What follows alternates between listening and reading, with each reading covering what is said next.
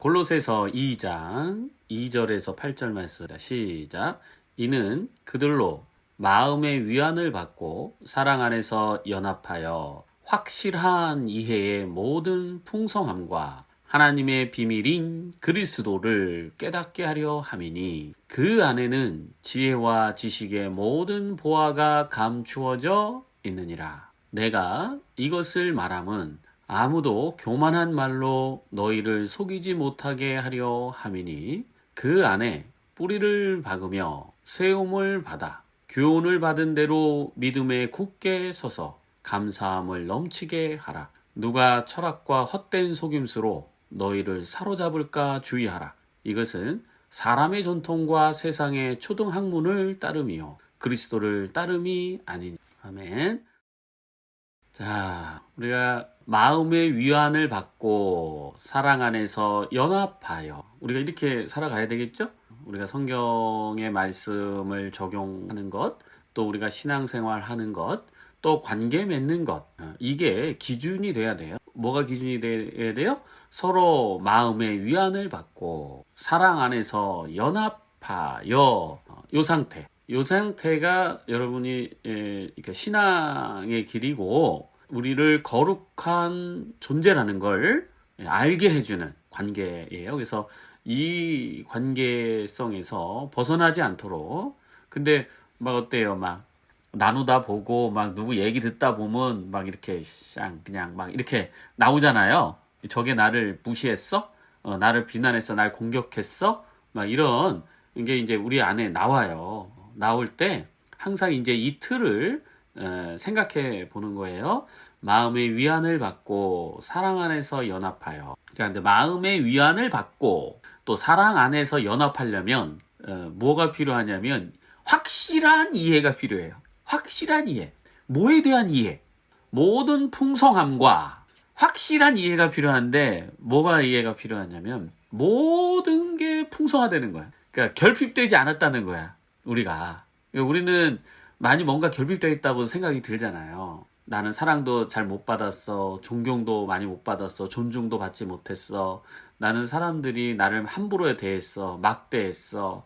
엄마 아빠가 나를 학대했어. 방치했어. 뭐 이런 것들이 너무 우리 마음속에 여러 가지 이유로 인해서 우리한테 그게 이제 박혀 있어요. 우리가 확실히 이해할 것은 모든 것이 지금 우리 안에 풍성함을 누릴 수 있다는 것을 이해해야 돼요. 모든 것을 누릴 수 있어요. 여러분이 원하기만 하면, 이렇게 표현하는 게 더 낫겠다. 여러분의 원함을 바꾸기만 하면, 여러분이 원하는 선택을 바꾸기만 하면, 자, 여러분 모든 걸 이룰 수 있어요. 무엇으로 인해? 내가 선택을 바꾸기만 하면. 내가 생각하는 선택, 내 감정의 선택, 내 행동의 선택, 내 말의 선택, 이 선택을 바꾸기만 하면 우리는 지금 내 안에 풍성함, 부족함이 없음을 우리는 분명히 이해하게 될 거예요. 그리고 그 풍성함과 하나님의 비밀인 하나님의 비밀병기, 하나님의 비밀병기가 뭐냐면 그리스도를 깨닫게 하려 함이니. 야, 이게 도대체 무슨 말일까요? 그리스도는 예수님, 예수님은 예수님인데 예수님을 뭘 깨달으라는 거야 도대체? 그 예수님 보고 믿고 그냥 아멘 이러면 되는 거 아니야? 이렇게 우리가 이제 단순하게 생각해 왔고 단순하게 믿어왔단 말이야. 예수님 믿으면 되지 뭐. 예수님이 나를 구원해 줄 걸 믿습니다. 아멘. 그리고 난 이 믿음대로 살아갈 거야. 이렇게 뭐 단순하게 믿는 그 믿음이 우리의 전체적 삶의 믿음을 장악한다면 너무 좋겠죠. 근데 그런 단순한 믿음이 우리의 삶을 다 장악하는 게 아니라 이상한 쪽으로 믿어지게 된다는, 이상한 쪽. 자기의 육적인 소원과 소망과 안위를 이루는데 사용하는 예수님을. 그러니까 우리가 하나님의 비밀인 그리스도를 깨닫는 게 뭐냐. 그냥 예수 믿음은 구원받습니다. 아멘. 뭐 이렇게 전달할 때는 우리가 뭐 단순하게 이렇게 전달할 수 있습니다만 그 예수 믿는데 왜 두려워해? 예수 믿는데 왜 힘들어하냐고. 그게 단순하지가 않은 거예요 지금. 믿으면 구원받아야 되는데 왜 믿었다고 하면서 구원이 안 되냐 지금. 그리스도를 깨달아야 거기에서 정말 예수님을 믿음에 따른 구원의 그 능력, 구원의 맛, 구원의 체험, 이거를 이제 갖게 되는 거죠. 그래서 그 안에는 자 그리스도를 깨닫게 하려면 그러니까 그리스도 안에는 이래요. 자 그리스도 안에는 뭐가 있어요? 지혜와 지식의 모든 보화가 감추어져 있느니라. 그러니까 우리가 겉모습으로 보여지는 또 한 대상이라고 하는 예수를 믿는 개념에서 벗어나야 된다는 거. 이게 우리가 예수님을 믿는다는 것은 사람인 예수님을 믿는 게 아니라 그리스도 안에 있는 그것. 그리스도 안에 있는 그게 뭐예요? 지혜와 지식의 모든 보화를 볼 줄 알아야 된다 이 말. 그냥 사람인 예수를 믿는 게 아니라 뭐 사람이 예수님을 믿는 것과 저 500년 된 소나무를 믿는 것과 저 엄청나게 묘하고 멋진 바위를 믿는 것과 뭐 표면을 보고 하나의 타자와 대상을 보고 믿는 게 뭐가 그렇게 크게 다를까요, 여러분? 우리가 믿는다고 하는 그것, 그리스도를 깨닫는다는 게 뭘까? 그것은 그리스도 자체이신 그 안에 지혜와 지식의 모든 보화를 보고 경험하는 것을 얘기하는. 근데 육으로서 우리가 성경을 바라보고 육으로서 신앙의 어떤 교리를 만들어내고 그 체제를 만들어내고 이러다 보니까 우리가 너무 미숙하고 원시적으로 신앙생활을 이어왔던 거죠, 그동안. 근데 그거를 깨트리려고 하면은 저항이 세요. 예수님이 바리새인들 와가지고 결국 여러분 다 그거예요. 예수님은 새로운 포도주를 새로운 법을 주려고 하면 할수록 그 기존에 가지고 있는 신앙의 틀과 신앙의 방식과 생각의 방식들이 굳어져 있어서 저거는 틀렸다라고 해서 결국은 예수님을 죽인 거 아니에요. 예수님을 죽인 이유가 율법사들이에요, 여러분. 성경을 잘 아는 사람. 우리가 기존에 신앙의 어떤 패턴, 적용의 방식들, 또 사고의 개념들을 우리가 내려놓지 않으면 새로운 이 복음의 씨앗이 참 내 마음에 심어지기가 참 어려워요. 그래서 새로운 포도주는 새로운 부대에 담아야 된다. 그리고 내 멍에를 메어라. 내 멍에는 쉽고 가벼우니. 여러분이 지금 우리의 신앙과 우리가 영이다라고 하는 것, 또 복음이라는 게 무엇이다 라고 배워나갈 때마다 어때 여러분? 이거는 너무 자유하고 너무 쉽잖아. 우리 마음이 안 돼서 힘든 거지. 사실은 이 상태로 살아가는 게 곧 예수 그리스도가 우리에게 알려주시는 겸손이요, 또 가벼운 멍에요, 이런 거거든요. 그 가벼운 멍에라는 게 그때 당시 예수님도 그 비유를 드린 거예요. 율법에 억눌린 짐들이 너무 많아. 하지 말라는 게 너무 많아. 이게 심지어 주일에는 어디 몇 걸음도 못 간다고 그러잖아요. 뭐 이렇게 하지 말라는 게 많아요. 우리도 주일에는 요즘엔 좀 들어간 것 같아요.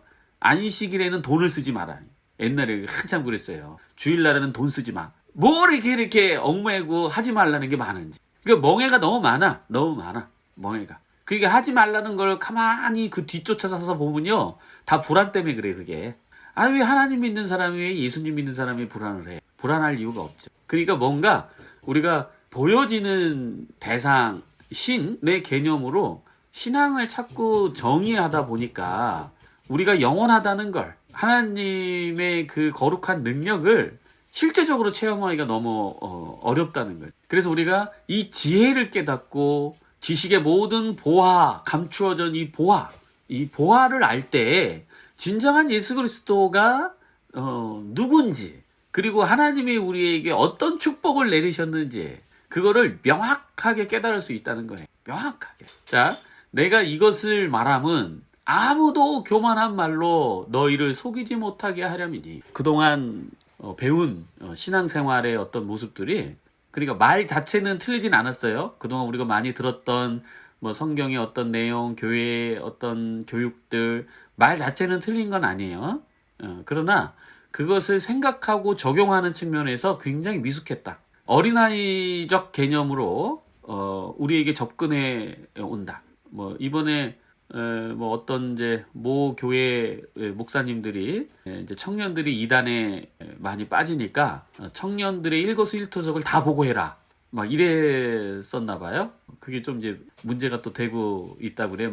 개개인의 사적인 일까지 전부 다 목회자한테 보고가 들어가나 봐요. 이제 철저히 통제하는 거죠. 그것도 봐보세요, 여러분. 그 목사님이 불안 때문에 그러잖아. 우리 청년 뺏길까봐. 불안할 이유가 없는데 불안을 하는 거야. 근데 그 불안이 되게 당위성이 높아. 영적으로 오염되고 이단에 뺏길까봐. 사랑의 마음으로 나온 거긴 하나, 그 안에는 불안이라는 게 오염돼서 이상한 이제 실천들이 일어나기 시작하는 거예요. 이상한 행동들이 일어나기 시작하는 거예요. 자, 그렇게 우리가 뭔가 유익하다고 생각하는 그런 방식들이 사실은 우리 자신에게 올무가 돼요. 그래서 그 분별력 있게 그것을 봐야 된다는 거죠. 그래서 교만한 말로 우리를 속여서, 자, 7절 보면 그 안에 뿌리를 박으며 세움을 받아 교훈을 받은 대로 믿음에 굳게 서서 감사함을 넘치게 하라. 그러니까 우리가 어떤 지혜의 말씀을 받았을 때 그 교훈으로 믿음에 굳게 서게 해야 돼요. 우리 마음에. 과거에는 그게 우리의 신앙에 도움이 됐다 하더라도 그 신앙의 방식이 지금은 우리를 성장하지 못하게 막아놓고 있어요. 이걸 깨트려야 돼. 깨트려야지 더 우리가 거룩함과 그 자유함과 행복이라고 하는 것을 더 느낄 수 있게 돼요. 근데 이런 방식들, 우리가 그동안 배워왔던 방식들 상당히 많아요. 벗어나야 돼요. 벗어나야 돼. 그런 어떤 관념들, 이런 것들을 우리가 더 성장하고 성숙된 시각으로 이것을 신앙을 실천해야 되고, 말씀의 해석도 그렇게 봐야 되고. 그래서 예수님이라는 어떤 그 존재적 대상에 대한 그거에 매여 있지 말고 그리스도 안에 있는 그게 뭐냐, 지혜와 지식의 모든 보화를 캐서 우리가 이해해야 하고, 그 이해함을 우리 마음에 딱 박히게 해야 돼요. 마음에. 그럴 때 자동으로 감사함이 나와요. 근데 아직도 이렇게 그리스도라고 하는 대상에 집착을 해서 예수님을 믿어야지. 예수님 믿어야 되는 건 맞아요. 근데 그게 예수 그리스도 안에 있는 그 성격이, 그 요소에 대한 개념을 적용해야 되는 것이지, 우리가 보이는 그 대상을 믿고 따라간다면 우리는 우리의 신앙과 이것이 한계성에 이제 매이게 돼요. 그래서 8절 보면 누가 철학과 헛된 속임수로 너희를 사로잡을까 주의하라. 이것은 사람의 전통과 세상의 초등학문을 따름이요 그리스도를 따름이 아니니라. 그러니까 우리가 이제 말씀을 적용할 때도 이게 너무 많이 들어와 있어요, 여러분. 세상의 초등학문이. 대표적인 게 부모를 공경하라는 거예요. 대표적인 게. 부모를 공경하라는 게 이게 세상의 문화로서 가리켜요. 제5계명. 내 부모를 공경하라. 식구, 핏줄. 그런 내 부모인데, 그래도 내 부모인데, 그래도 내 자식인데. 여러분, 이런 게 세상 학문이에요. 세상 문화고 그걸 따라. 근데 그거를 교묘하게 성경에다가 적용해서 우리한테 자꾸 가리켜요. 그동안 그래왔어요. 예수님의 행보를 보면요, 그리스도가 우리를 가르침의 내용을 보면 핏줄을 그렇게 특별하게 소중하게 생각하지 않았어요. 하나님 말씀을 지켜 따르는 자가 구심점이에요. 물론 그래? 그러면 이제 내 딸은 신경 안 쓰고 이제 내가 남만 이런 의미는 아니에요, 여러분.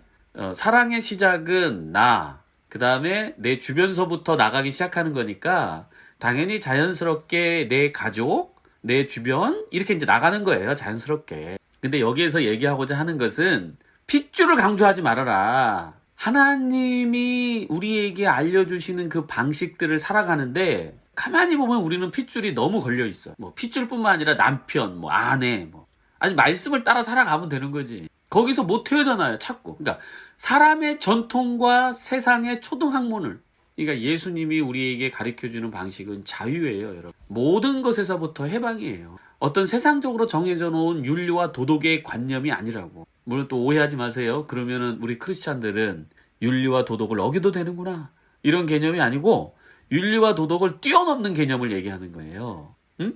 윤리와 도덕을 뛰어넘는 걸 얘기해요. 그러니까 진리를 따르다 보면 세상의 문화와 반대되게 살아갈 수가 있어요, 여러분. 근데 세상의 문화와 윤리와 도덕에 우리가 막 죄책감을 느끼고 우리가 진리를 받아들이지 못하고 자유하지 못하기 때문에 느끼는 거예요.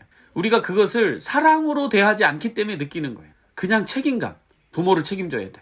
누굴 책임져야 돼. 사랑으로 책임을 다한다는 것은 기쁨이지 불평과 두려움이 아니에요. 희생이 아니라고요. 근데 나는 내가 깨끗하고 선하고 윤리적인 사람이 되기 위해서 누군가를 책임지면서 힘들어하고 왠지 피해 입는 것 같고 나만 손해보는 것 같고 이런 생각이 들면 적용 자체가 지금 뭔가가 우리가 뒤틀려 있는 거예요. 이 하나님 말씀을 적용하는 데 있어서. 부모의 공경이 부모의 말을 따르고 잘 들으라는 개념이 아님에도 불구하고 우리는 부모를 공경하라는 게 부모 말에 무조건 따르고 순종해야 된다고 생각해요. 진리와 어긋나고 위배된다 하더라도 부모 말을 안 따르면 호로자식이 되는 거고 부모 말이 안 들으면 불효자가 되는 거고 그거는 세상 학문과 세상 기준이지. 우리가 왜 거기에 묶여 있느냐 이 말이에요. 자유해야지. 그래서 우리가 말씀을 가지고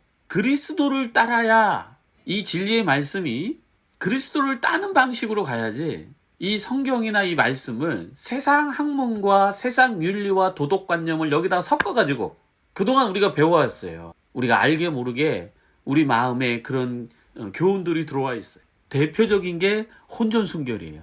영적인 우리에게 혼전순결을 지나치게 강조하는, 물론 그거에 대한 유익성이 있어요, 여러분. 혼전순결이라고 하는 유익성은 있습니다만 그거를 죄악시 여기면서 절대 지켜야 된다라고 하는 개념이 몸에 중심을 두고 있는 거 아니에요, 그게. 근데 이걸 얘기하면 이제 막 다들 난리 나요, 교회에서는. 참 안타까워요, 여러분.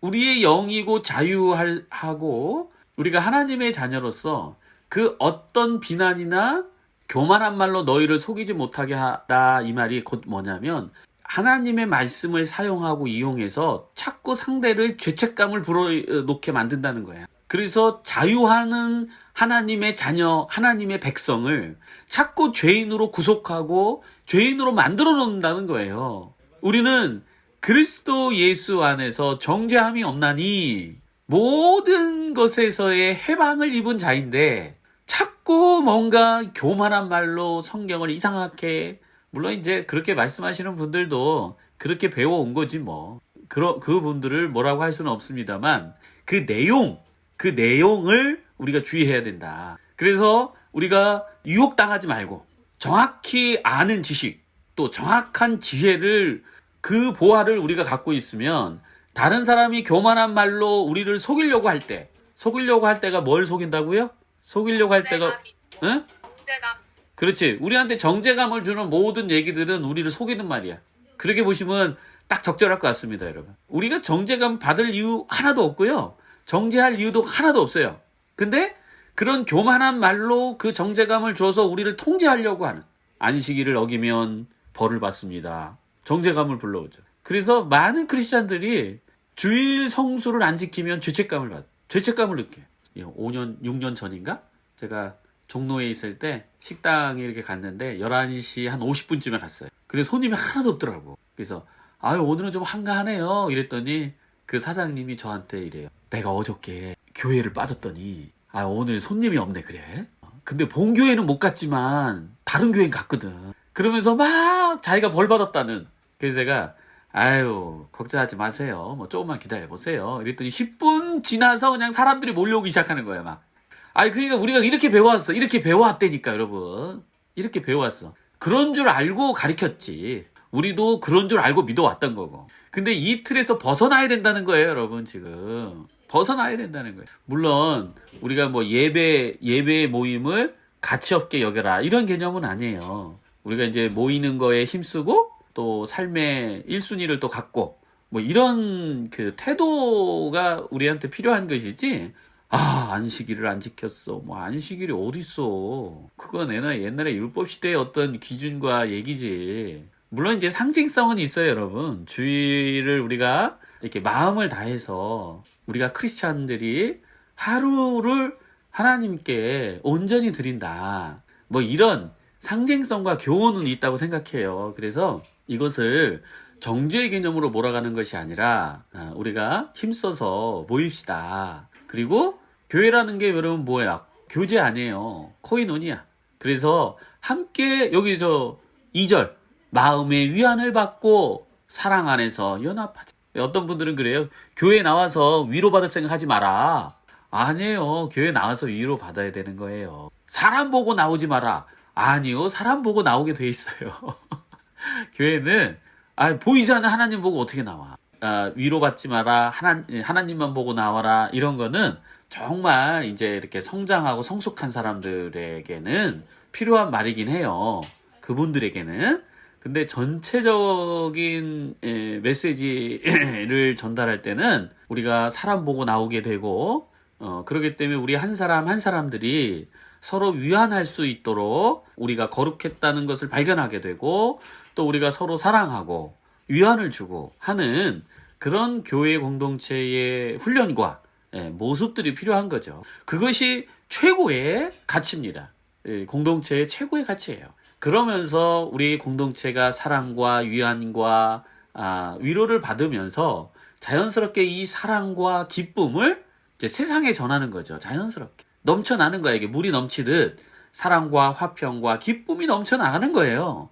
그러면서 요게 이제 우리가 해야 될 소명입니다. 이게 세상에 사랑을 전하고 세상에 복음을 전하고 세상을 자유케 하고. 여러분, 기독교 안에도 이렇게 그 왜곡된 그 해석과 바라봄 때문에 오히려 말씀이 우리를 자유케 하는 것이 아니라 말씀이 굴레가 되어서 우리를 더 답답하고 힘들게 만드는 어떤 삶들, 이거부터 우리가 타파하고 또 세상의 복음을, 우리를 자유케 하시는 이 복음을 말이 아니라 우리가 삶의 모습으로 먼저 우리가 되어져 가고, 그 다음에 주변에다가 이 복된 소식을 조금씩 전달할 때에 우리는 완성이 됩니다. 뭐가 완성이 되냐면 여러분의 복음이 완성이 돼요. 여러분이 사랑이라는 게 완성을 이루는 거예요. 그때서. 그래서 여러분이 충분히 깨닫고 삶에서 이 체감으로 사시고, 그 다음에 타인들에게 이것을 전달하셔야 돼. 이 복음을. 그리고 여러분 주변 사람과 함께 기쁨을, 서로 사랑을 누리는 게 궁극적으로 교회, 또 여러분 개인이 이게 특별한 우리에게 주는 사명과 소명이에요. 거기에서 이제 색깔이 다양하게 변하는 것일 뿐이죠. 어떤 분은 외국으로 나가서 이런 사랑의 복음을 전하는 것이고, 어떤 분은 더 낮은 소외된 노숙자나 이런 데 분들과 함께 그거를 전달하는 거고. 자, 이런 개념의 자연스러운 흐름으로 우리가 이제 살아가야 된다는 겁니다. 그래서 여러분, 그리스도를 따르는 선택을 하셔야지 우리가 세상 학문, 세상에 바라보는 그 눈들, 또 구시대적 해석으로 우리에게 올무가 되게 만들어 놓은 어떤 성경의 해석들, 이런 것들을 우리가 이제 벗어나서 자유해져야 돼요. 자유해져. 그래서 다들 자유해지기를 바랍니다. 기도하겠습니다.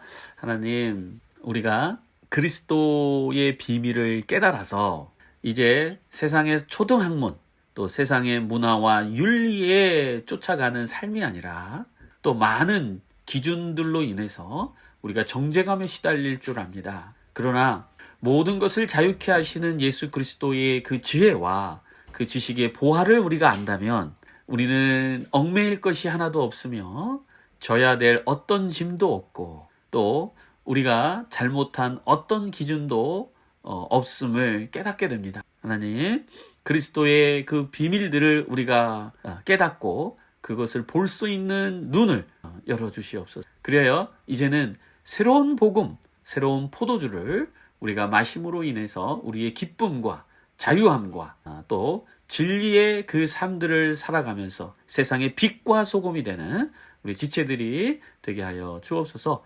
감사드리며 예수님의 이름으로 기도드립니다.